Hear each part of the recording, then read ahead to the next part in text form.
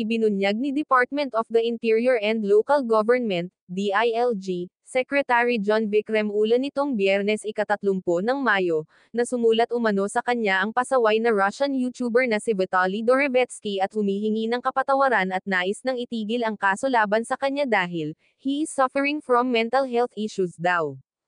Ngunit ayon kay DILG Secretary na kailangan umanong managot ang vlogger dahil sa panghaharas niya sa ilang tao at pagnanakaw ng baril at motor mula sa isang pulis.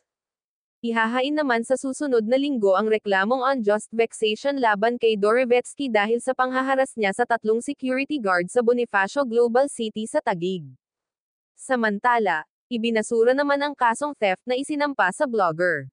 Ayon pa kay Remulla, nagtangka umanong makipag-areglo ang kampo ni Vitaly sa mga security guards na nagsampa ng kaso, ngunit hindi umano nagpaapekto ang mga ito.